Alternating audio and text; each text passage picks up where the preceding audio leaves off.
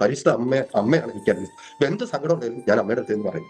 അപ്പൊ ഇങ്ങനെ നമ്മൾ വീട്ടില് ഇങ്ങനെ റൂമിൽ ഒറ്റയ്ക്കായിരിക്കുന്ന സമയത്ത് ഞാൻ അമ്മയോട് സംസാരിക്കും. പല പല സാഹചര്യങ്ങളിൽ നിനക്ക് ഇടറിപ്പോകാനായിട്ട് വഴിതെറ്റി പോകാനായിട്ടുള്ള സാഹചര്യങ്ങളിൽ നിന്നെല്ലാം നിന്നെ കാത്തു സൂക്ഷിച്ചത് അർത്ഥമറിയാതെ നീ ഉരുവിട്ട് ചൊല്ലിയ സുഹൃത ജപങ്ങളുടെ ബലമാണ്. നിന്റെ സ്വകാര്യതയിൽ നീ എന്റെ അമ്മയുടെ മുമ്പിൽ ഒഴുക്കിയ കണ്ണീരുകളൊക്കെ ഞാൻ എന്റെ കുപ്പിയിൽ ശേഖരിച്ചു വെച്ചിട്ടുണ്ട്.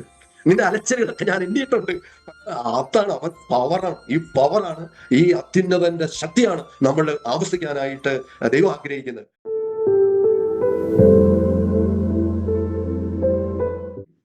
ദൈവവചനത്തിന് മുമ്പിലായിരിക്കുമ്പോൾ നമ്മൾ വില കൊടുക്കണം എന്നുള്ളതാണ് ഏറ്റവും വലിയ പ്രധാനപ്പെട്ട കാര്യം. ശരിക്കും വില കൊടുത്ത് ശുശ്രൂഷയിൽ ആയിരിക്കുമ്പോഴാണ് കർത്താവ് നമ്മുടെ കാര്യങ്ങളിൽ ഇടപെടുന്നു. വിലാപങ്ങളുടെ പുസ്തകം 3-ാം 22-ാം വാക്യത്തില് കർത്താവിന്റെ വചനം പറയുന്നുണ്ട്, കർത്താവിന്റെ സ്നേഹം ഒരിക്കലും അസ്തമിക്കുന്നില്ല, അവിടുത്തെ കാരുണ്യം അവസാനിക്കുന്നില്ല, ഓരോ പ്രഭാതത്തിലും പുതുമയുള്ളതാണ്.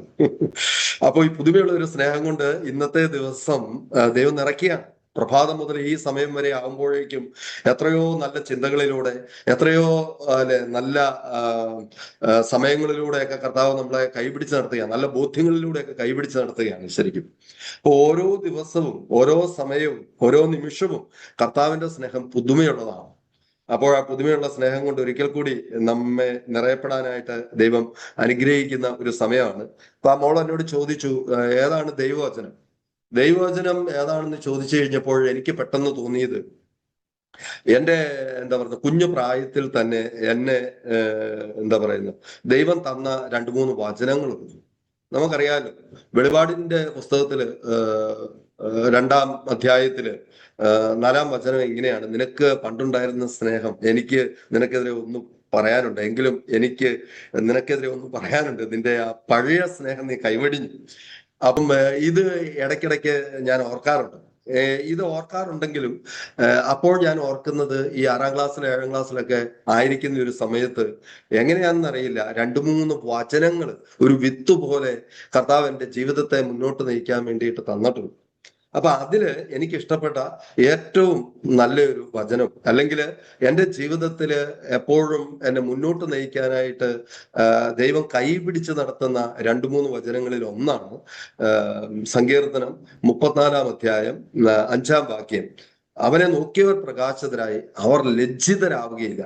എനിക്ക് നിങ്ങളുടെ മുമ്പിൽ ഇന്ന് ഞാൻ ഒത്തിരി ഒരു പ്രബോധനത്തിനൊന്നുമല്ല പിന്നെ, മറിച്ച് കർത്താവ് എൻ്റെ ജീവിതത്തിൽ വളരെ വ്യക്തമായിട്ട് ഇടപെട്ട, എൻ്റെ പ്രതിസന്ധികളിൽ, എൻ്റെ സങ്കടങ്ങളിൽ, എൻ്റെ ബുദ്ധിമുട്ടുകളിൽ, എൻ്റെ വീഴ്ചകളിൽ ഒക്കെ അവിടുന്ന് ഇടപെടുകയും എന്നെ കൈപിടിച്ച് നടത്തുകയും ചെയ്യുന്ന ചില അവസരങ്ങളിലേക്കൊക്കെ, പ്രത്യേകിച്ച് അത് മറ്റുള്ളവരുടെ മുമ്പിൽ ഹൃദയം തുറന്ന് പറയാനായിട്ട് പല ഇൻഹിബിഷൻസും പല സമയത്തും എനിക്ക് ഉണ്ടായിട്ടുണ്ട്. ശരിക്കും നമ്മുടെ ജീവിതത്തിൽ ദൈവം ഒത്തിരിയേറെ നന്മകൾ തരും, നമ്മളെ കൈപിടിച്ചുയർത്തും. പക്ഷേ നമുക്ക് അഹങ്കാരം കൊണ്ടോ അപകർഷത കൊണ്ടോ ഒക്കെ ദൈവം നമ്മുടെ ജീവിതത്തിൽ തന്നിരിക്കുന്ന ഈ നന്മയെ ഒന്ന് പ്രഘോഷിക്കാനായിട്ട്, മറ്റുള്ളവരുടെ മുമ്പിൽ ദൈവ മഹത്വത്തിന് വേണ്ടിയിട്ട് പറയാനായിട്ട് നമുക്ക് ചിലപ്പോൾ ലജ്ജ തോന്നിയിട്ടുണ്ട്. അപ്പൊ കർത്താവിന്റെ വചനം ശക്തമായിട്ട് പറയാണ്, അവനെ നോക്കിയത് കൊണ്ട് മാത്രം മറ്റുള്ളവരുടെ മുമ്പിൽ ലജ്ജിതരാകാതെ നമ്മെ ഉയർത്തിയ ദൈവത്തെ ഒരു സമയത്തും ഒരിടത്തും നമ്മള് മഹത്വപ്പെടുത്താനായിട്ട്, അവൻ തന്ന നന്മകള് നന്ദി പറയാനായിട്ട് നമ്മൾ ലജ്ജിക്കേണ്ടതില്ല എന്നുള്ള ഒരു കാര്യമാണ് പരിശുദ്ധാത്മാവ് നമ്മളെ ഇപ്പൊ ഓർമ്മിപ്പിക്കുന്നത്. Hallelujah, hallelujah. ഓക്കെ, അപ്പോൾ രണ്ടാമത്തെ ഒരു വചനം എന്ന് പറഞ്ഞു കഴിഞ്ഞാൽ 2-3 വചനങ്ങൾ ആ സമയത്ത് എനിക്ക് തന്ന വചനങ്ങൾ നിങ്ങളെ ഒന്ന് ബലപ്പെടുത്താൻ വേണ്ടിയിട്ട്. കാരണം തീർച്ചയായിട്ടും എനിക്ക് എൻ്റെ ജീവിതത്തെ മാത്രം സ്പർശിക്കുന്ന വചനമല്ല എന്നാണ് എനിക്കറിയാം. ഇത് അനേകം ജീവിതങ്ങളെ സ്പർശിക്കുന്ന വചനങ്ങളാണ്. 36,500ഓളം വചനങ്ങൾ നമ്മുടെ വിശുദ്ധ ഗ്രന്ഥത്തിലുണ്ട്. എങ്കിൽ നമ്മുടെ ജീവിതത്തിന്റെ വിവിധ സമയങ്ങളിൽ, വിവിധ ഇടങ്ങളിൽ, വിവിധ പ്രശ്നങ്ങളിൽ കർത്താവിന്റെ വചനം തീർച്ചയായിട്ടും നമുക്ക് വലിയൊരു ഹീലിംഗ് തന്നിട്ടുണ്ട്, വലിയൊരു സൗഖ്യം തന്നിട്ടുണ്ട്, വലിയൊരു സമാധാനം തന്നിട്ടുണ്ട്, വലിയൊരു ശക്തി തന്നിട്ടുണ്ട്. മുന്നോട്ട് നയിക്കാൻ വേണ്ടിയിട്ടുള്ള ഒരു ഒരു ഒരു ഒരു ഒരു ഒരു ഒരു വഴിയായിട്ട്, അല്ലെ, ഐ ആം ദ വേ എന്ന് പറയുന്നത് പോലെ കർത്താവിന്റെ വഴി, അല്ലെ, കർത്താവിന്റെ പ്രകാശം എല്ലാം നമുക്ക് മുമ്പിൽ ഈ വചനത്തിലൂടെ കർത്താവ് തന്നിട്ടുണ്ട്. ഇതിലെ മറ്റൊരു വചനം എന്ന് പറയുന്നത് അതും സങ്കീർത്തനത്തിൽ തന്നെയാണ്. സങ്കീർത്തനത്തിന് 34-ാം അധ്യായത്തിലെ 3 വചനങ്ങളാണ് ഈ 6-ാം ക്ലാസ്സിലൊക്കെ പഠിക്കുമ്പോൾ എനിക്ക് എനിക്ക് തന്നത്. ഒന്ന് അതിമനോഹരമായിട്ടുള്ള ഒരു വചനമാണ്, 34:10. ആ 34:10 പറയുന്നത് ഇതാണ്: സിംഹക്കുട്ടികൾ ഇര കിട്ടാതെ വിശന്ന് പറഞ്ഞേക്കാം, കർത്താവിനെ അന്വേഷിക്കുന്നവർക്ക് ഒരു കുറവും ഉണ്ടാവുകയില്ല. ഇന്ന് എന്നെ കേൾക്കുന്ന എല്ലാവരും ഏതെങ്കിലും പ്രശ്നങ്ങളോ അസ്വസ്ഥതകളിലോ ആണെങ്കിൽ നിങ്ങളിത് തിരിച്ചറിയേണ്ട ഒരു സത്യം ഇതാണ്: സിംഹക്കുട്ടികൾ ഇര കിട്ടാതെ വിശന്ന് പറഞ്ഞാലും കർത്താവിനെ അന്വേഷിക്കുന്നവർക്ക് ജീവിതത്തിൽ ഒരു കുറവും ഉണ്ടാവുകയില്ല. ഇതോടനുബന്ധിച്ച് എനിക്ക് വീണ്ടും കിട്ടിയ ഒരു വചനം എന്ന് പറയുന്നത് 34:8. ഇത് സങ്കീർത്തനത്തിലെ 3 വചനങ്ങൾ കുഞ്ഞു പ്രായത്തിൽ തന്നെ ഞാനൊരു കുട്ടിയായിരിക്കുമ്പോൾ തന്നെ കർത്താവ് എനിക്ക് തന്നു എന്നുള്ളതാണ് എൻ്റെ ജീവിതത്തിന്റെ വിജയം. മൂന്നാമത്തെ വചനം ഇതാണ്, 34:8: കർത്താവ് എത്ര നല്ലവൻ എന്ന് നിങ്ങൾ രുചിച്ചറിയും. കർത്താവ് എത്ര നല്ലവൻ എന്ന് നിങ്ങൾ രുചിച്ചറിയും. അപ്പൊ എനിക്ക് തോന്നുന്നത് എൻ്റെ ഒരു ഓർമ്മയുടെ കാലഘട്ടം, എൻ്റെ ഒരു ജീവിതം വൈക്കം പാല ഒക്കെ ആയിട്ട് കണക്റ്റഡ് ആണ്. ശരിക്കും എൻ്റെ അപ്പന്റെ വീട് പാലായിലാണ്. പക്ഷെ ഞങ്ങൾ ചെറുപ്പത്തിൽ തന്നെ അപ്പന്റെ ജോലി KSRTCയിലായിരുന്നു അപ്പന്റെ ജോലി. ഞങ്ങൾ വൈക്കത്തിന് പോകേണ്ടി വന്നു. ഒരു 4 വയസ്സ് 4ാം ക്ലാസ്സിലൊക്കെ പഠിക്കുമ്പോൾ, 4ാം ക്ലാസ് മുതൽ പിന്നീട് 10ാം ക്ലാസ് വരെ ഞാൻ അവിടെയാണ്. പിന്നെ പ്രീ ഡിഗ്രിക്ക് വീണ്ടും ഞാൻ പാലായിലൊന്ന് വന്നു, വീണ്ടും ഡിഗ്രിക്ക് തലയോലപ്പുറമ്പ്, പിന്നെ PGക്ക് സക്രഡ് ഹാർട്ട് കോളേജ് തേവര, പിന്നെ ഞാൻ റിസർച്ച് ചെയ്യാൻ വേണ്ടിയിട്ട് കേരള ഫോറസ്റ്റ് റിസർച്ച് ഇൻസ്റ്റിറ്റ്യൂട്ട്, പിന്നെ പാലാരൂപതയിൽ തന്നെ ഞാനൊരു ജൂനിയർ ലെക്ചറായിട്ട് സെയിന്റ് തോമസ് കോളേജില് ബോട്ടണി ഡിപ്പാർട്ട്മെന്റില് 1996 എൻ്റെ ഒരു വലിയ മോഹം പരിശുദ്ധ അമ്മയുടെ മധ്യസ്ഥത്താല് അങ്ങനെ നിറവേറുകയാണ്. അങ്ങനെ എൻ്റെ ഒരു ഏറ്റവും വലിയ അംബീഷനായ അധ്യാപക വൃത്തിയിലേക്ക്, കോളേജ് ലെക്ചർ എന്ന് പറയുന്ന പോസ്റ്റിലേക്ക് ഞാൻ വരുന്നു. പിന്നെ പ്രീ ഡിഗ്രി ഡീലിംഗ് ചെയ്യുന്ന സമയത്ത് ഞാൻ ഹയർ സെക്കൻഡറിയിലേക്ക് പോകുന്നു. പാലാരൂപതയിലെ വിവിധ ഹയർ സെക്കൻഡറി സ്കൂളുകളിൽ പഠിപ്പിച്ചിട്ട് അവസാനം അറക്കുളം 2014 അവിടുത്തെ പ്രിൻസിപ്പൾ ആകുന്നു. വീണ്ടും 2015 മുതൽ റിട്ടയർ ചെയ്യുന്ന 2023 വരെയും ഞാൻ Pala saint Thomas higher secondary സ്കൂളിന്റെ പ്രിൻസിപ്പൾ ആയിട്ട് മാറുന്നു. 23 കഴിഞ്ഞ് 24 ഞാൻ പാലാ ബ്രില്യന്റിന്റെ മെയിൻ സ്ട്രീമില് അവിടെ നീറ്റ് വിദ്യാർത്ഥികൾക്ക് വേണ്ടിയിട്ട് ക്ലാസ് എടുക്കുന്നു. ഈ സമയത്ത് കർത്താവ് തന്ന ചിന്തകള്, കർത്താവ് നടത്തിയ വഴികളൊക്കെ ഉണ്ട് ധാരാളം. അങ്ങനെ അവസാനം പ്രാർത്ഥിച്ചൊരു തീരുമാനമെടുത്തു. ഈ 2025 മുതൽ നമ്മൾ കംപ്ലീറ്റ് ദൈവരാജ്യത്തിന് വേണ്ടിയിട്ട് കമ്മിറ്റ് ചെയ്യാൻ വേണ്ടിയിട്ടുള്ള വലിയൊരു കരുണ ദൈവം തന്നു. ഇതാണ് നമ്മൾ ചുരുക്കത്തിൽ പറയുന്നത്. അപ്പോൾ ഞാൻ ഈ പറഞ്ഞത് എൻ്റെ ആദ്യ കുർബാന സ്വീകരണത്തെ കുറിച്ച് ഞാനൊന്ന് ഓർത്തെടുക്കുമ്പോൾ, ഈ ആദ്യ കുർബാന സ്വീകരണം 3ാം ക്ലാസ്സിൽ നിന്ന് 4ാം ക്ലാസ്സിലേക്ക് കിടക്കുന്ന ആ വെക്കേഷനാണ്. അപ്പോൾ ഒരു യോഹാനമ്മ സിസ്റ്റർ എന്ന് പറഞ്ഞൊരു സിസ്റ്റർ, അങ്ങനെയാണ് പേരെന്ന് എനിക്ക് അറിയാൻ മേല, ഇങ്ങനെ ഇച്ചിരി തടിച്ചിട്ട് നല്ല കറുത്തിട്ട് ചിരിക്കുമ്പോൾ നല്ല ഭംഗിയാണ്, നല്ല വെളുത്ത പല്ലൊക്കെയാണ്. അപ്പൊ അങ്ങനെയുള്ളൊരു സിസ്റ്ററാണ് എന്നെ പഠിപ്പിച്ചത്. അപ്പൊ നമസ്കാരമൊക്കെ ചൊല്ലി തന്നിട്ട് വീട്ടിലേക്ക് പോകാൻ നേരത്ത് എന്നോട് പറയും, മോനെ സുഹൃദേവൻ ചൊല്ലാവോ? അപ്പൊ ഞാൻ പറയും ചെല്ലാൻ കുഴപ്പമില്ല. എത്ര എണ്ണം? അപ്പൊ 100 എണ്ണം ചൊല്ലിക്കൊണ്ട് പറഞ്ഞു. ഏതാ? എൻ്റെ അമ്മേ എൻ്റെ ആശ്രയമേ. അപ്പൊ സിസ്റ്റർ പറഞ്ഞു തന്നൊരു സുഹൃദേവ. അപ്പൊ നമ്മൾ വീട്ടിലേക്ക് പോകുന്ന സമയത്ത് നടന്നാണ് പോകുന്നത്. അപ്പൊ എൻ്റെ അമ്മ എൻ്റെ ആശ്രമേ 1, എൻ്റെ അമ്മ എൻ്റെ ആശ്രമേ 2. വീട്ടിലെത്തുന്ന സമയം 48, 50 ഒക്കെ ആകും. കഴിഞ്ഞ് ഊണൊക്കെ കഴിഞ്ഞ് ഭക്ഷണമൊക്കെ കഴിഞ്ഞ് പിന്നെ നമ്മൾ കുറച്ച് കളിയെല്ലാം കഴിയുമ്പോഴായിരിക്കും സിസ്റ്ററിന്റെ കാര്യം ഓർക്കുന്നത്. 100 പ്രാവശ്യം ചെല്ലാന്ന് പറഞ്ഞല്ലോ. ഇപ്പൊ 3ാം ക്ലാസ്സിലെ വെക്കേഷനുള്ള ആ ഓർമ്മ, ആ സമയത്ത് ഒത്തിരിയും കാര്യങ്ങൾ എനിക്ക് ഓർമ്മയില്ലെങ്കിലും ഇതിപ്പോഴും പച്ചയായിട്ട് നിൽപ്പുണ്ട്. അപ്പോൾ വീണ്ടും നമ്മൾ കിടക്കുന്നതിന് മുമ്പ് തന്നെ 100 തികച്ചിട്ട് കിടക്കും. പക്ഷെ പിന്നീട് തിരിച്ച് പള്ളിയിലേക്ക് വീണ്ടും ഈ ഒരുക്കത്തിന് വേണ്ടിയിട്ട് പോകുമ്പോൾ നമ്മൾ ഓർക്കും, ആ സിസ്റ്റർ പാവം സിസ്റ്ററാണ്, നല്ല സിസ്റ്റർ ആണല്ലോ, ഓക്കെ സിസ്റ്റർ പറഞ്ഞല്ലേ ഒരു 50 എണ്ണം കൂടി ചെല്ലിയേക്കാം. അങ്ങനെ ഒരു തീഷ്ണത അന്നേ കർത്താവ് തന്നു എന്നുള്ളതാണ്. അപ്പൊ നമ്മൾ വീണ്ടും പള്ളിയിലേക്ക് നടക്കുമ്പോൾ, സ്കൂളിലേക്ക് നടക്കുമ്പോൾ ഓക്കെ എൻ്റെ അമ്മ എൻ്റെ ആശ്രമേ 101, എൻ്റെ അമ്മ എൻ്റെ ആശ്രമേ 102. അങ്ങനെ സിസ്റ്ററിന്റെ അടുത്ത് എത്തുമ്പോൾ 150 കഴിയും. അപ്പൊ സിസ്റ്റർ എന്നോട് ചോദിക്കും, സുഹൃദേവൻ ചെല്ലിയോ? അപ്പൊ ഞാൻ ചെല്ലി. എത്ര എണ്ണം ചെല്ലി? നമ്മൾ 150 എണ്ണം ചെല്ലി. അപ്പോൾ ഉടനെ സിസ്റ്ററിന്റെ കവളത്ത് ഒരു അടി അടിക്കും, സ്നേഹത്തോടു കൂടി ഒരു അടി അടിക്കും. എന്നിട്ട് പറയും, നീ മിടുക്കനാവും എന്ന് പറയും. സന്തോഷം. അപ്പൊ അന്നത്തെ നമസ്കാരം എല്ലാം പഠിപ്പിച്ചു കഴിഞ്ഞിട്ട് പോകുമ്പോൾ പറയും, നീ കഴിഞ്ഞ ദിവസം 100 സുഹൃദേവൻ ചെല്ലിയല്ലേ, എന്നാ ഇന്നൊരു പുതിയ സുഹൃദേവൻ തരാൻ പോവാണ്. എൻ്റെ ഈശോയെ, എൻ്റെ സ്നേഹമേ, അതൊരു 150 പ്രാവശ്യം ചെല്ലിക്കൂ. നീ 150 പ്രാവശ്യം ചെല്ലിയതല്ലേ? ഓക്കെ. അപ്പൊ നമുക്ക് അതിന് വിഷമമൊന്നുമില്ല കേട്ടോ, സന്തോഷമാണ്. അത് മാത്രമല്ല, സ്നേഹത്തോടുള്ള ഒരു അടിയും നല്ലൊരു ആശംസയൊക്കെ നമുക്ക് കിട്ടിയതല്ലേ, ആ സമയത്തൊക്കെ നമുക്ക് ഒരു വലിയ കാര്യമാണല്ലോ. അപ്പൊ നമ്മൾ എന്ത് ചെയ്യും? 150 എന്നുള്ളത് 250 ചെല്ലിയിട്ടാണ് സിസ്റ്ററെ. അപ്പൊ ഇതിങ്ങനെ കുറെ സുഹൃദേവം ആ ദിവസങ്ങളിൽ. പക്ഷെ ഞാൻ ഇത് പറയുന്ന കാര്യം, പിന്നീട് കർത്താവ് എനിക്ക് ബോധ്യം തരിക. ബോധ്യം തരുന്ന എപ്പോഴാണ്? അത് കഴിഞ്ഞ് നമ്മൾ 10ാം ക്ലാസ് ഒക്കെ പാസ്സായി, ഡിഗ്രി കഴിഞ്ഞു, PG കഴിഞ്ഞു, റിസർച്ച് ഒക്കെ ചെയ്യുന്ന സമയത്ത് കർത്താവ് വലിയൊരു ബോധ്യം തരികയാണ്. അതായത് ഡിഗ്രിക്ക് പഠിച്ചുകൊണ്ടിരിക്കുമ്പോൾ തെറ്റിപ്പോകാവുന്ന ഒത്തിരി സന്ദർഭങ്ങൾ, ഡിഗ്രിക്ക് പഠിച്ചുകൊണ്ടിരിക്കുമ്പോൾ വഴിവിട്ട് പോകാവുന്ന ഒത്തിരിയും കൂട്ടുകാരുടെ ഇടയിലുള്ള അല്ലെങ്കിൽ അതേപോലത്തെ സാഹചര്യങ്ങൾ, അതേപോലെ തന്നെ PGക്ക് പഠിക്കുമ്പോൾ ഹോസ്റ്റലിലാണ്, പല പല സാഹചര്യങ്ങളിൽ നിനക്ക് ഇടറിപ്പോകാനായിട്ട് വഴിതെറ്റിപ്പോകാനായിട്ടുള്ള സാഹചര്യങ്ങളിൽ നിന്നെല്ലാം നിന്നെ കാത്തു സൂക്ഷിച്ചത് അർത്ഥമറിയാതെ നീ ഉരുവിട്ട് ചൊല്ലിയ സുഹൃത ജപങ്ങളുടെ ബലമാണ് എന്ന്. ഹല്ലേലൂയ! ഞാൻ അത്ഭുതപ്പെട്ടു പോയി കർത്താവ് തന്ന ഈ ബോധ്യത്തെ ഓർത്ത്.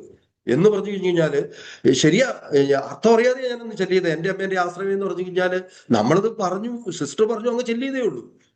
അല്ലെ, എന്റെ ഈശോന്റെ സ്നേഹമേ, അതൊന്നും നമ്മൾ അതിന്റെ തീവ്രതയിൽ ഉള്ളിലേക്ക് അനുഭവിച്ചിട്ടല്ല ആ സുഹൃദൈവങ്ങളിൽ ഇത്. പക്ഷെ കർത്താവ് പിന്നീട് വർഷങ്ങൾ കഴിഞ്ഞപ്പോൾ എന്നോട് പറയുകയാണ്, നീ ഇടറിപ്പോകാവുന്ന വഴിതെറ്റാവുന്ന സാഹചര്യങ്ങളിൽ നിന്നല്ല നിന്നെ നേരെ നേർവഴിക്ക് നടത്തിയത് നീ ചെറുപ്പത്തില് ചൊല്ലിത്തീർത്ത, അതായത് അർത്ഥമറിയാതെ ചൊല്ലിത്തീർത്ത സുഹൃദൈവങ്ങളുടെ ബലമാണ് എങ്കിൽ, പ്രിയപ്പെട്ടവരെ, അർത്ഥമറിഞ്ഞ് നമ്മൾ ചൊല്ലുന്ന പ്രാർത്ഥനകൾക്ക് എന്താണ് ഫലം? അതിൻ്റെയൊക്കെ ഒരു സമൃദ്ധി എന്ന് പറയുന്നത് ചിന്തിക്കാനായിട്ട് പറ്റിയല്ല. ഇപ്പൊ എൻ്റെ ശൈശവത്തില് അല്ലെങ്കിൽ എൻ്റെ ബാല്യകാലത്ത് എനിക്ക് വീട്ടിൽ കുഴപ്പമില്ല, അപ്പന് ജോലിയുണ്ട്, നല്ലൊരമ്മ, ഞങ്ങൾ 4 സഹോദരങ്ങള്, അത്യാവശ്യം ഒരു വീട്, വലിയൊരു സാമ്പത്തിക നിലയൊന്നുമില്ല, ഒരു ആവറേജ് ഫാമിലി, അല്ലെങ്കിൽ അതിനേക്കാൾ ഇത്രയും കൂടെ താഴെ എന്ന് വിചാരിച്ചു. പക്ഷെ എൻ്റെ ഒരു വലിയ സങ്കടം എന്ന് പറഞ്ഞാൽ എൻ്റെ അപ്പൻ നന്നായിട്ട് മദ്യപിക്കുന്ന ഒരാളായിരുന്നു, നല്ല ഡ്രങ്കാർഡായിരുന്നു. ജോലിയിൽ പോകുമ്പോൾ കൂട്ടുകാരൊക്കെ ആയിട്ട് വരുമ്പോൾ 1-2 ദിവസം അങ്ങനെയാണ് അവരുടെ ഡ്യൂട്ടി, KSRTC കാണുന്നത്. വരുമ്പോൾ നന്നായിട്ട് കുടിച്ചിട്ട് വരും. അപ്പൊ എനിക്കതൊരു വലിയ സങ്കടമായിരുന്നു. കുടിച്ചിട്ട് വരിക എന്ന് മാത്രമല്ല, എന്താ പറയുന്നത്, ഇത്തിരി വഴക്കുണ്ടാക്കുന്ന രീതികളും ഉണ്ടായിരുന്നു. അപ്പൊ നമുക്കത് ഭയങ്കര, സത്യത്തിൽ എനിക്ക് എൻ്റെ ചെറുപ്പത്തിലൊക്കെ ഈ ഞാൻ നേരത്തെ കിടന്ന് ഉറങ്ങിയാലോന്നൊക്കെ ആലോചിച്ചിട്ടുണ്ട്. എന്ന് പറഞ്ഞു കഴിഞ്ഞാൽ ഈ അപ്പം വന്നിട്ട് പിന്നീട് ആവശ്യമില്ലാത്ത വർത്തമാനങ്ങളും, പിന്നെ നമ്മളെ കൊണ്ട് മുട്ട കുത്തി നിർത്തും, പിന്നെ തുണി ഊരിയിട്ട് ചിലപ്പോൾ അടി തരും, എന്തെങ്കിലുമൊക്കെ കുസൃതി തരങ്ങൾ പറയുന്നത് അമ്മ ചിലപ്പം പറഞ്ഞു കൊടുത്തതായിരിക്കും. പക്ഷെ അന്നേരം ഒന്നും മിണ്ടിയല്ല. പക്ഷെ ഈ സാധനം ചെന്ന് കഴിയുമ്പോഴാണ് ആൾ ഈ കാര്യങ്ങളൊക്കെ പറഞ്ഞിട്ട് ഇപ്പൊ നമുക്കൊരു ഉള്ളിലൊരു ഭയം, പേടി, പിന്നെ എന്തെങ്കിലുമൊക്കെ ചെറിയ കാര്യങ്ങൾക്ക് ആവശ്യമില്ലാതെ പ്രശ്നം ഉണ്ടാക്കും. വലിയൊരു വിഷമമായിരുന്നു. അപ്പൊ എനിക്ക് സത്യത്തിൽ ഈശോയെ കുറിച്ചൊന്നും ഒത്തിരി ഒന്നും അറിയില്ല സത്യത്തില്. എനിക്ക് ആ പരിശുദ്ധ അമ്മയോട്, എൻ്റെ അമ്മയിൽ നിന്ന് കിട്ടിയതായിരിക്കും. മാതാവിനോട് ഭയങ്കര ഭക്തിയാണ്. അത് അന്നും അതെ ഇന്നും അതെ. ശരിക്കും അമ്മയാണ് എൻ്റെ എല്ലാം. പരിശുദ്ധ അമ്മയാണ് എനിക്കെല്ലാം. ഇപ്പൊ എന്ത് സങ്കടം ഉണ്ടെങ്കിലും ഞാൻ അമ്മയുടെ അടുത്ത് എന്ന് പറയും. അപ്പൊ ഇങ്ങനെ നമ്മൾ വീട്ടില് ഇങ്ങനെ റൂമില് ഒറ്റയ്ക്കായിരിക്കുന്ന സമയത്ത് ഞാൻ അമ്മയോട് സംസാരിക്കും. അമ്മയോട് എനിക്ക് പറയാനുള്ള ഒരു കാര്യം ഇതാ. അതിനിടയ്ക്ക് നമ്മൾ ക്രിക്കറ്റ് കളിക്കാനായിട്ട് പോകും, സാറ്റ് കളിക്കാനായിട്ട് പോകും, കുട്ടിയും കളിക്കാനായിട്ട് പോകും. അതൊക്കെ ഒരു സന്തോഷമൊക്കെ അങ്ങനെ പോകുന്നുണ്ട്. എങ്കിലും ഇതെന്റെ മനസ്സിൽ വലിയൊരു മുറിവ്, വിഷമമൊക്കെ ആയിട്ടിരിക്കും. ഞങ്ങൾക്ക് എല്ലാവർക്കും അങ്ങനെയാണ് കേട്ടോ. പക്ഷെ ഞാനിതിങ്ങനെ പരിശുദ്ധമ്മയോട് പറയും. 6ാം ക്ലാസ് വെച്ച് പ്രാർത്ഥിക്കും, 10ാം ക്ലാസ് വെച്ച് പ്രാർത്ഥിക്കും. ഒരു വ്യത്യാസവും ഇല്ല.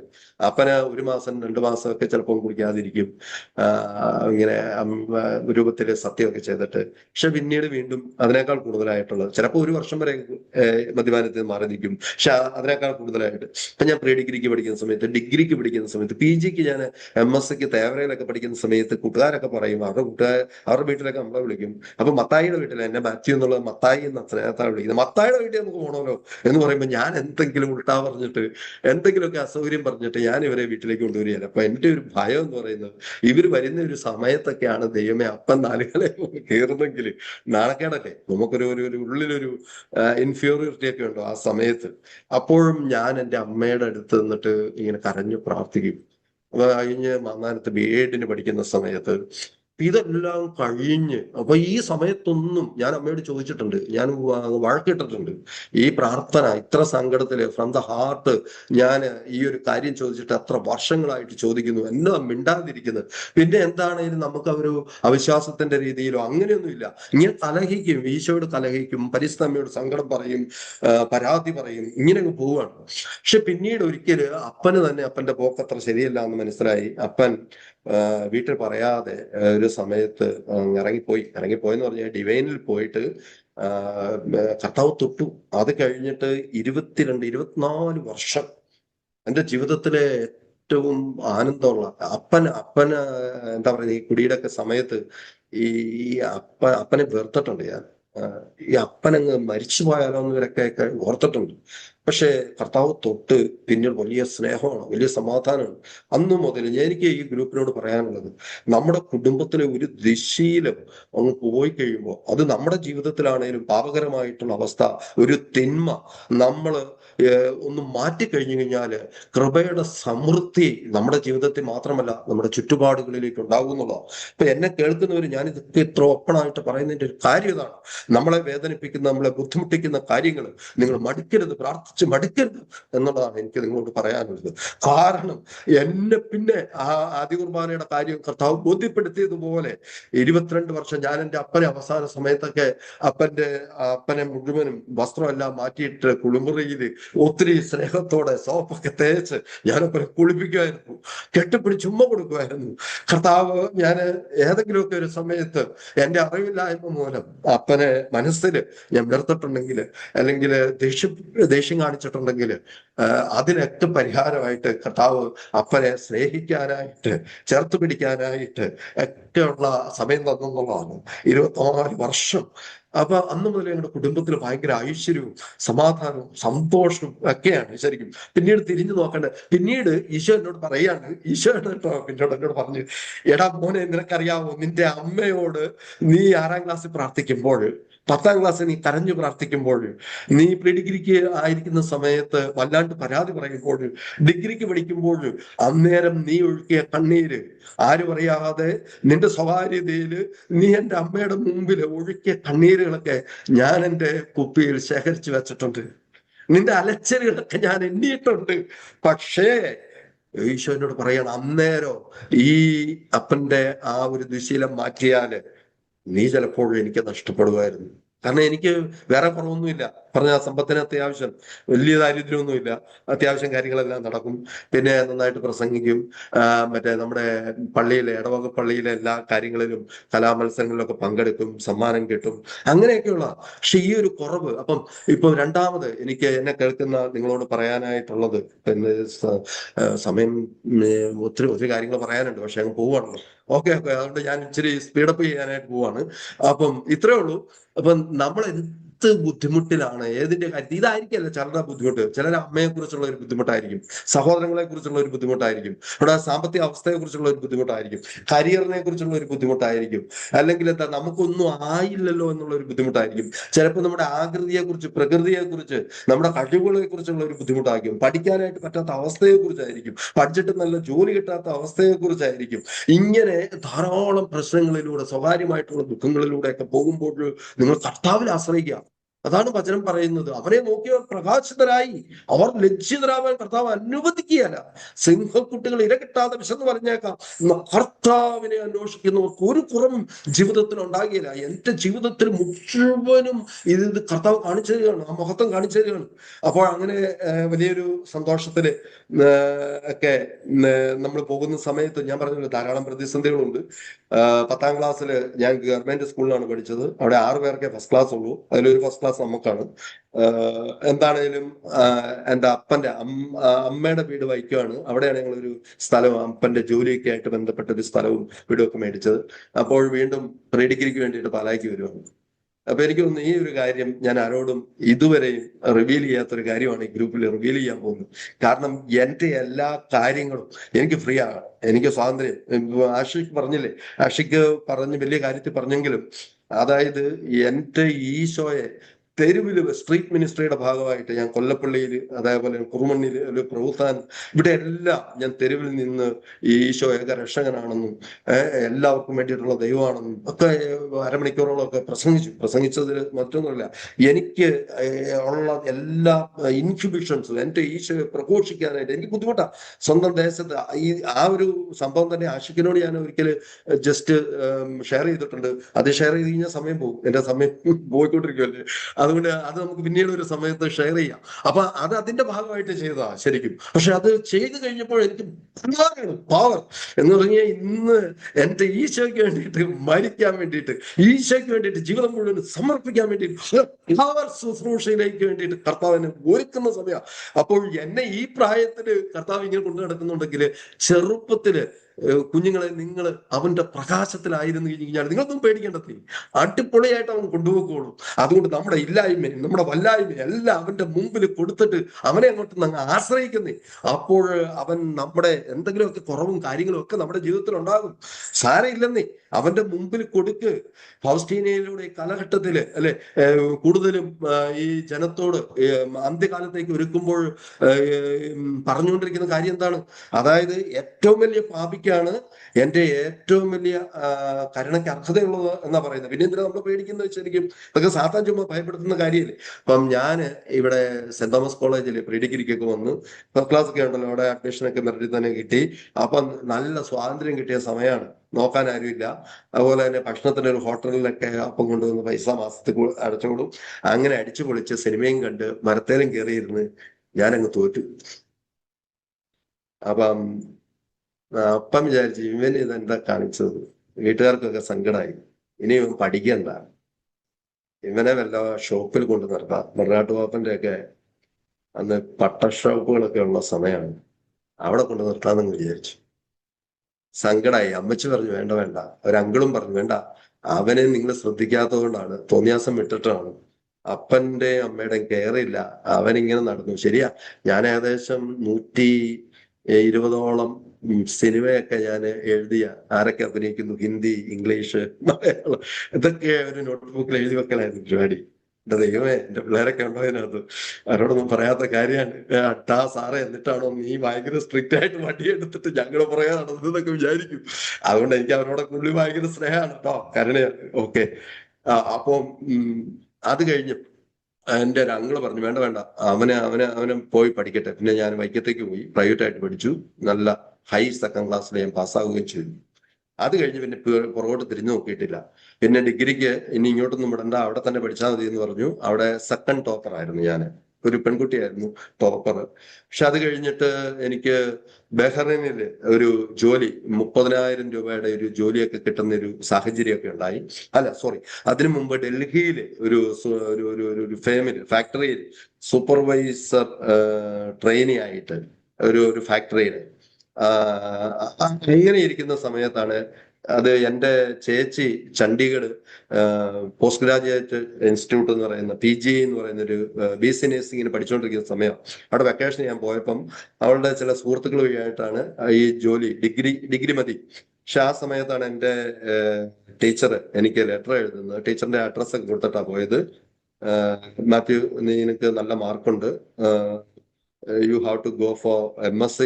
I prefer Sacred Heart College Thevara. അപ്പൊ ശരിക്കും ഒരു അധ്യാപകന് നമ്മുടെ ജീവിതത്തിലുള്ള, ഒരു അധ്യാപിക നമ്മുടെ ജീവിതത്തിലുള്ള എങ്ങനെ റീറൂട്ട് ചെയ്യാൻ പറ്റുന്നതിനുള്ള വലിയൊരു ഉദാഹരണമാണ്. എന്റെ അപ്പനും അമ്മയ്ക്കും അങ്ങനെയൊന്നും ചാനലൈസ് ചെയ്യാനായിട്ടുള്ള ഒരു വലിയ വിദ്യാഭ്യാസം അല്ലെങ്കിൽ അങ്ങനത്തെ ഒരു കാര്യങ്ങളൊന്നും ഉണ്ടായിരുന്നില്ല. അവര് കാര്യങ്ങളൊക്കെ ചെയ്തു തരും, പ്രാർത്ഥിക്കും, അത്രയൊക്കെ ഉള്ളൂ. അപ്പൊ ആ ടീച്ചർ എന്നോട് പറഞ്ഞത് നല്ല മാർക്കുണ്ട്, അത് MScക്ക് പോകണം, അത് സേക്രഡ് ഹാർട്ട് കോളേജ് നല്ലതാണെന്ന്. അപ്പോഴാണ് എനിക്ക് പഠിക്കണമെന്ന് വീണ്ടും ഒരു തോന്നൽ സത്യത്തിലുണ്ടായത്. അങ്ങനെ വീണ്ടും ഞാനത് PGക്ക് അവിടെ ചേരുക. PGക്ക് ഞാൻ അവിടെ ചേരുമ്പോൾ കേരള യൂണിവേഴ്സിറ്റിയിലെ ഫസ്റ്റ് റാങ്ക് ഹോൾഡേഴ്സ്, കാലിക്കറ്റ് യൂണിവേഴ്സിറ്റിയിലെ ഫസ്റ്റ് റാങ്ക് ഹോൾഡർ, അതുപോലെ തന്നെ ഓരോ യൂണിവേഴ്സിറ്റിയിലും ഏറ്റവും കൂടുതൽ മാർക്കുള്ളവരാ. അപ്പൊ MScക്ക് 12 സീറ്റേ ഉള്ളൂ. സത്യത്തിൽ ഞാൻ 11ാമതായിട്ടാണ് അവിടെ ജോയിൻ ചെയ്യുന്നത്. പിന്നെ എന്റെ താഴെ എന്ന് പറയുന്ന ഒരു സിസ്റ്റർ മാത്രമേ ഉള്ളൂ. ആ സിസ്റ്റർ ഓൾറെഡി മൂവാറ്റുപുഴ നിർമ്മല കോളേജിൽ ലെക്ചറൊക്കെ ആയിട്ട് റിട്ടയർ ചെയ്തു. അപ്പൊ ഞാൻ അവിടെ ഫസ്റ്റ് കർത്താവ് എനിക്ക് പഠിക്കാനായിട്ട് ഒത്തിരി ഒരു തീഷ്ണതയൊക്കെ തന്നു. ഉഴപ്പിന്റെ ഒക്കെ ഇടയിലും ഞാൻ പഠിച്ചു. അങ്ങനെ MG യൂണിവേഴ്സിറ്റിയിൽ സെക്കൻഡ് റാങ്ക് ഹോൾഡർ ആയിട്ട് എനിക്ക് പുറത്തിറങ്ങാനായിട്ട് പറ്റിയെന്നുള്ളതാണ്.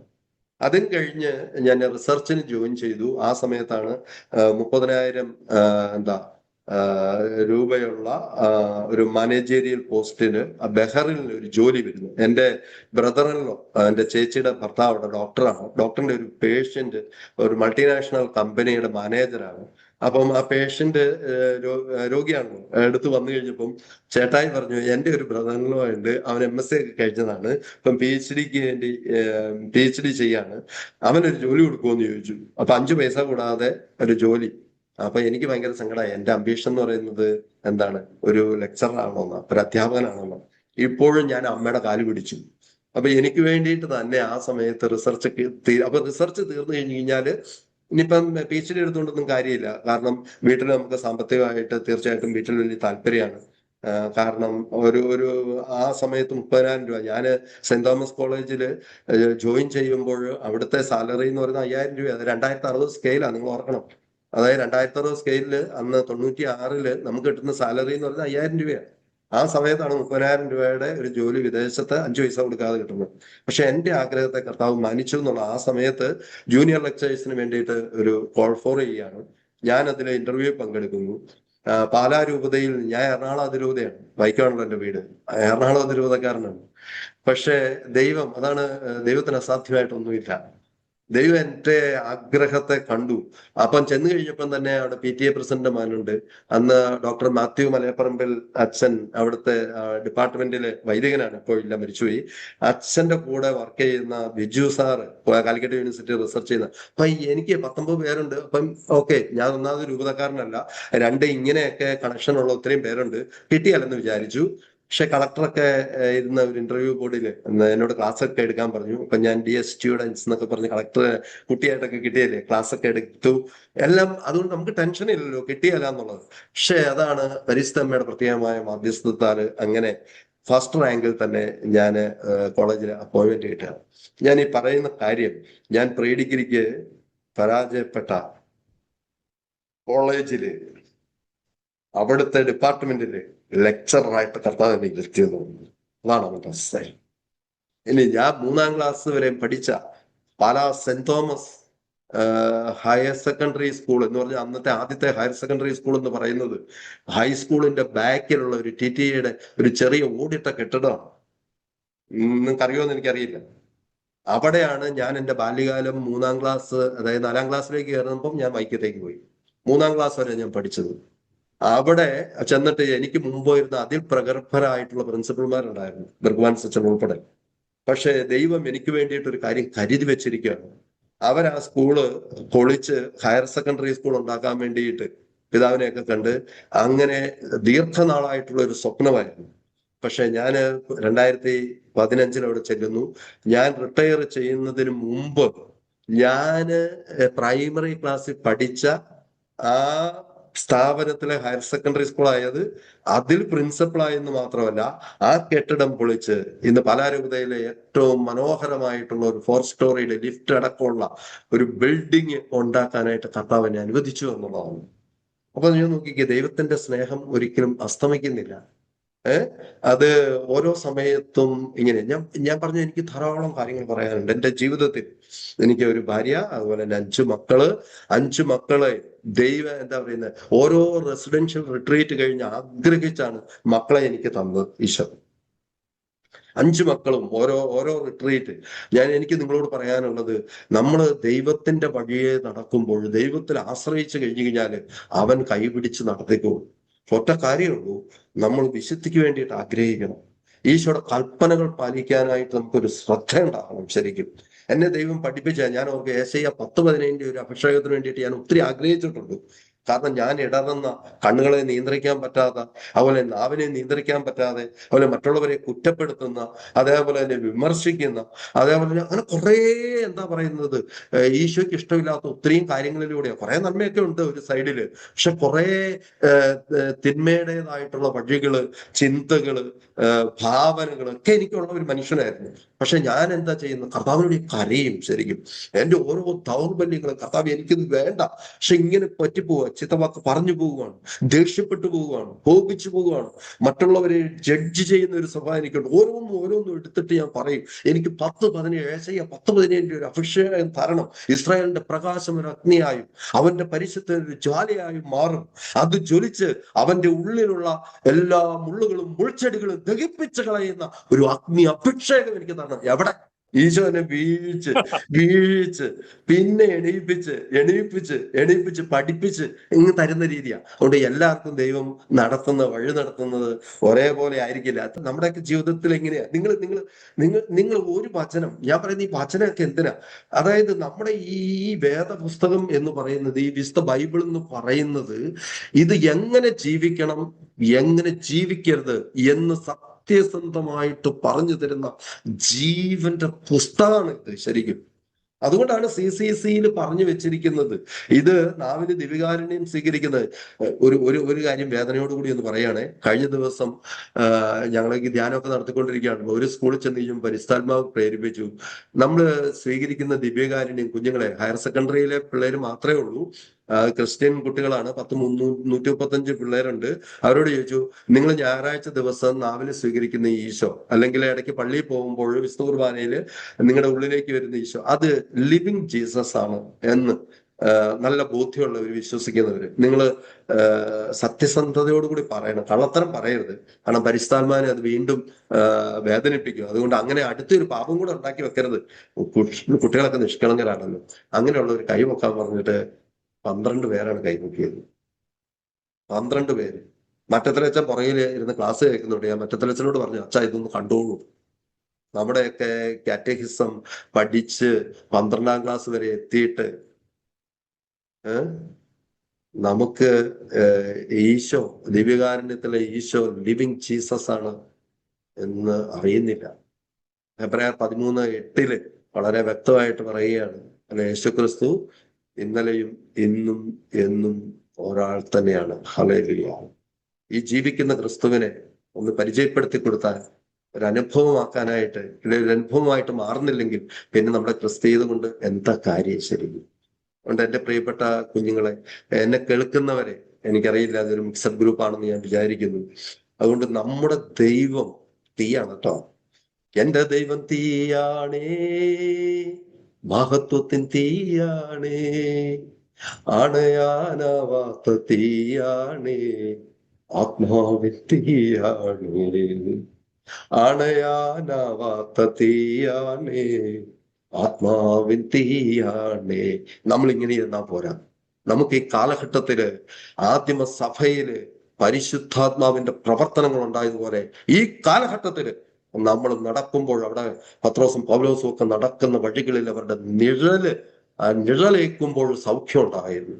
അതേ പൊട്ടൻഷ്യല്, അല്ലെ? നമുക്കറിയാം, ജോർദാനെ രണ്ടായിട്ട് കീറിയത് ഏലിയായുടെ അങ്കി അടിച്ചു കഴിഞ്ഞപ്പോൾ പുറകെ കൂടി എലീഷ ഇരട്ടി പങ്കിന് വേണ്ടിയിട്ട് ഗിൽബാലിൽ ചെന്നിട്ട് അവിടെ നിർത്തിയിട്ട് ബഥേലിലേക്ക് പോകാൻ നേരത്ത്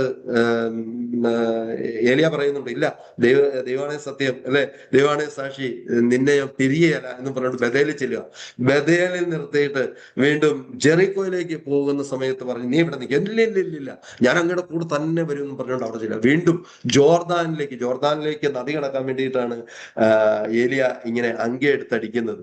മോശ വടി നീട്ടിക്കഴിഞ്ഞപ്പോൾ ചെങ്കടൽ മാറിയ അതേ ശക്തി, അതേ പരിശുദ്ധാത്മാവിന്റെ ശക്തി വീണ്ടും ഏലീഷായിലേക്ക് പകർന്ന ഇരട്ടി അഭിഷേകമുള്ള ശക്തി, അതാണ് നമുക്കും ഉള്ള ശക്തി എന്ന് പറയുന്നത്. നമുക്കും ദൈവം തരാൻ ആഗ്രഹിക്കുന്ന, ഈശോ തരാൻ ആഗ്രഹിക്കുന്ന, ഈശോ തന്നെ വചനത്തിൽ പുതിയ പറഞ്ഞിട്ടില്ലേ, ഞാൻ ചെയ്തതിനേക്കാൾ കൂടുതൽ നിങ്ങൾ ചെയ്യും. ഈശോ ഉയർപ്പിച്ചവരെക്കാൾ കൂടുതൽ ഉയർപ്പിച്ച എത്രയോ വിശുദ്ധരായിട്ടുള്ള ആൾക്കാര് ഈ ഭൂമിയിൽ ജീവിച്ച് മരിച്ച് പോയിട്ടുണ്ട്, ഇപ്പോഴും ജീവിക്കുന്നുണ്ട്. ശരിക്കും പ്രിയരിത അവർക്കും ഇവർക്കും ഒക്കെ ഉള്ള സാധനമല്ല, നമുക്കുള്ള സാധനമാണ്. ഒറ്റ കാര്യമേ ഉള്ളൂ, പാപത്തെ വെറുത്ത് ഉപേക്ഷിക്കുക, വിശുദ്ധമായിട്ടുള്ള ജീവിതത്തിന് വേണ്ടിയിട്ട് ആഗ്രഹിച്ചാൽ മാത്രം മതി, ബാക്കിയൊക്കെ തമ്പുരാൻ നടത്തിക്കോളും. ഫ്രം ദ ഹാർട്ട് പറയാ, എനിക്ക് കർത്താവിന്റെ മുമ്പിൽ അടിയറവ് പറയാം, അവന്റെ അടിമയായിരിക്കുക. പിന്നെ ഒരാളുടെ അടിമയാകാൻ അവൻ സമ്മതിക്കുകയല്ല. നാവിന്റെ പ്രശ്നമുണ്ടോ, അതുപോലെ തന്നെ ആസക്തികളുടെ ചില പ്രശ്നമുണ്ടോ, ഇതെല്ലാം കർത്താവിന് പൂർണ്ണമായിട്ട് സമർപ്പിച്ച് അവന്റെ രക്തത്താൽ, തന്റെ കൃപയുടെ സമർത്ഥിക്കത്ത് യേശു ക്രിസ്തുവിൽ പാപമോചനം അവന്റെ രക്തം വഴി രക്ഷയുമാണ് ശരിക്കും. അതുകൊണ്ട് കഴുകി വിശുദ്ധീകരിക്കപ്പെടട്ടെ. ഇന്ന് എന്നെ കേട്ടിരുന്ന, ഞാനിപ്പം ഓൾറെഡി 5 മിനിറ്റ് നിങ്ങൾ എനിക്ക് തന്നതാണ്, അതുകൊണ്ട് ഞാനിത് കൂടുതൽ ദീർഘിപ്പിക്കുന്നില്ല. എന്തൊക്കെ ഒത്തിരി കാര്യങ്ങൾ പറയാനാണ് വന്നതെങ്കിലും പരിശുദ്ധാത്മാവ് നയിച്ച കാര്യങ്ങളൊക്കെ ഞാൻ പറഞ്ഞിട്ടുണ്ട്. ഞാൻ ഈ പറഞ്ഞതുപോലെ എൻ്റെ കോളേജിൽ പഠിപ്പിക്കുന്ന സമയത്ത് പോലും ഞാൻ അവിടെ പഠിച്ചു പരിചാരിച്ചപ്പെട്ടെന്ന് ഞാൻ പറഞ്ഞിട്ടില്ല. ഞാൻ ഹയർ സെക്കൻഡറിയിൽ പഠിപ്പിക്കുന്ന ആ സ്കൂളിന്റെ കാര്യം, ഞാൻ പഠിച്ച സ്കൂളാണ്. ശരിക്കും അവിടെ പുതിയൊരു സ്കൂളുണ്ടായി, അതിന്റെ പ്രിൻസിപ്പളായി. അത് മാത്രമല്ല KCBC-യുടെ കർത്താവ് എന്നെ നടത്തിയ വഴികൾ നിങ്ങൾ ഓർത്ത്. MSc-ക്ക് സെക്കൻഡ് റാങ്ക്, ദെൻ KCBC-യുടെ സംസ്ഥാനത്തെ ബെസ്റ്റ് ടീച്ചർ അവാർഡ്. ഒന്ന് നോക്കിക്കേ, സംസ്ഥാനത്തെ ബെസ്റ്റ് ടീച്ചർ അവാർഡ്. ഇത് വല്ല യോഗ്യത ഉണ്ടായിട്ടാണോ? ഒന്നുമില്ല. ഞാൻ ഒരു തരിമ്പ് വിശ്വസ്തത, അതും തരിമ്പേ കാണിച്ചിട്ടുള്ളൂ. പക്ഷെ എനിക്ക് ഇതെല്ലാം പൊട്ടിക്കണം എന്റെ കർത്താവിന് വേണ്ടിയിട്ട്. കാരണം അതാണ് അവൻ, പവറാണ്. ഈ പവറാണ്, ഈ അത്യുന്നതന്റെ ശക്തിയാണ് നമ്മൾ ആവശ്യിക്കാനായിട്ട് ദൈവം ആഗ്രഹിക്കുന്നത്. പക്ഷെ ദൈവം അത് തരാനായിട്ട് ആഗ്രഹിച്ചെങ്കിൽ നിൽക്കുമ്പോൾ അത് സ്വീകരിക്കാൻ നമുക്ക് പറ്റത്തില്ല. നമുക്ക് വേറെ പലതിനുമാണ് നമുക്ക് വില ഉള്ളത്. കർത്താവിന്റെ വചനത്തെയോ കർത്താവിന്റെ സാന്നിധ്യത്തെയോ നമുക്ക് വിലയുള്ളതാകുന്നില്ല. അതുകൊണ്ട് തീർച്ചയായിട്ടും ഈ സാബത്ത് ദിവസം, ഈ ഒരു 6:30 മുതലോ 6:15 മുതലോ നിങ്ങൾ ജപമാലയോട് കൂടി തുടങ്ങിയതല്ലേ, എല്ലാ ആഴ്ചയും ഇങ്ങനെ ഒത്തിരി സ്നേഹത്തോടു കൂടി കർത്താവിന്റെ സന്നിധിയിൽ ഇരിക്കുന്ന നിങ്ങൾക്ക് എന്താണ് അവൻ തരികയല്ലാത്തത്? അതുകൊണ്ട് ധൈര്യമായിട്ട് ചോദിക്കുക, അതുവനോട് വിശ്വസ്തനായിരിക്കുക. വിശ്വാസികളൊക്കെ ധാരാളം ഉണ്ടെന്നേ, ധാരാളമുണ്ട്. ഇന്ന് വിശ്വാസികളുടെ എണ്ണത്തിൽ കുറവൊന്നും ഇല്ലെന്നേ, ധാരാളമുണ്ട്. പക്ഷെ കർത്താവിന് വേണ്ടത് വിശ്വാസികളെയല്ല, വിശ്വസ്തരെയാണ്. അതുകൊണ്ട് ഇന്ന് നിനക്ക് ഈ ഒരു സമയത്ത് നിന്റെ ഹൃദയത്തില് എന്റെ ഈശോയെ നിന്നോട് വിശ്വസ്തതയുള്ള ഒരു ഒരു ഒരു വ്യക്തിയാക്കി എന്നെ മാറ്റണമേ, ഞാൻ അങ്ങനെ ആകാൻ ആഗ്രഹിക്കുന്നു എന്ന് പറഞ്ഞാൽ നീ ജീവിതത്തിൽ ഒരിടത്തും ലജ്ജിതനാകാൻ നമ്മുടെ കർത്താവ് അനുവദിക്കുകയല്ല. നിങ്ങൾ എല്ലാവരെയും ദൈവം സമൃദ്ധമായിട്ട് അനുഗ്രഹിക്കട്ടെ. പരിശുദ്ധ അമ്മയുടെ നീലക്കാപ്പ് കൊണ്ട് നമ്മളെല്ലാം പൊതിയട്ടെ. വിശുദ്ധ മിഖായേലിന്റെ വലിയൊരു സംരക്ഷണം നമുക്കുണ്ടാകട്ടെ. കാവൽ മാലാഖമാരുടെ സംരക്ഷണത്തെ ഓർത്ത് നമുക്ക് നന്ദി പറയാം. ഈശോ മിശിഹായിക്ക് സ്തുതിയായിരിക്കട്ടെ.